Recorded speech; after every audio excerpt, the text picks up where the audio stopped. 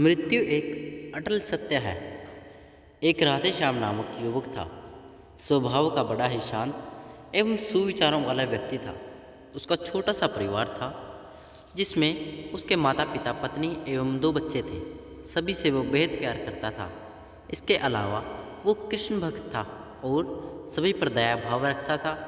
जरूरतमंद की सेवा करता था, किसी को दुख नहीं देता था। उसके इन्हीं गुणों के कारण श्री कृष्ण उससे बहुत प्रसन्न थे और सदैव उसके साथ रहते थे।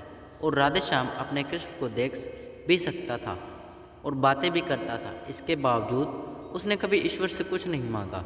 वह बहुत खुश रहता था क्योंकि ईश्वर हमेशा उसके साथ रहते थे, उसके मार्गदर्शन देते थे।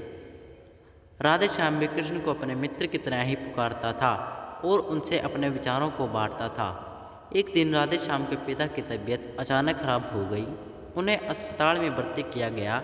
उसने सभी डॉक्टर्स के हाथ जोड़े, अपने पिता को बचाने की मिन्नतें की, लेकिन सभी ने उससे कहा कि वो ज़्यादा उम्मीद नहीं दे सकते और सभी ने उसे भगवान पर भरोसा रखने को कहा। तभी राधे श्याम को कृष्ण का ख्याल आया और उसने अपने कृष्ण को पुकारा। कृष्ण दौड़े चले आए।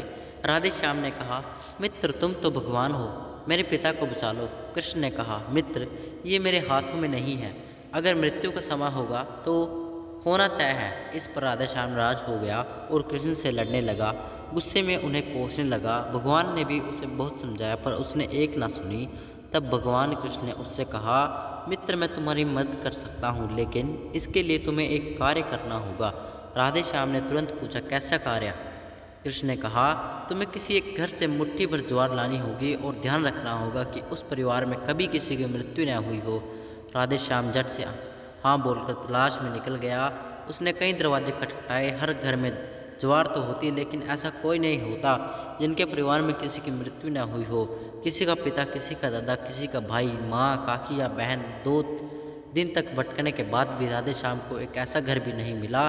तब उसे इस बात का एहसास हुआ कि मृत्यु एक अटल सत्य है, इसका सामना सभी को करना होता है, इससे कोई नहीं भाग सकता। और वो अपने व्यवहार के लिए कृष्ण से क्षमा मांगता है और निर्णय लेता है जब तक उसके पिता जीवित हैं उनकी सेवा करेगा। थोड़े दिनों बाद राधे श्याम के पिता स्वर्ग सिधार जाते हैं।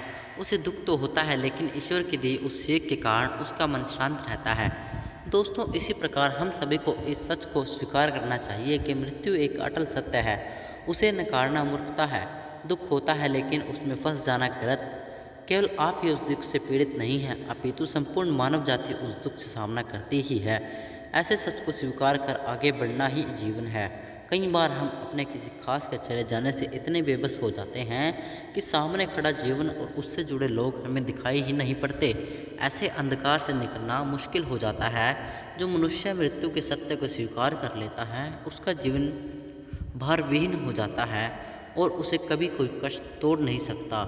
वो जीवन के हर क्षेत्र में आगे बढ़ता जाता है।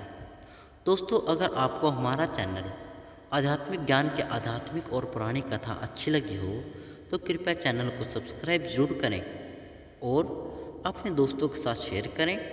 वीडियो देखने और सब्सक्राइब करने के लिए धन्यवाद।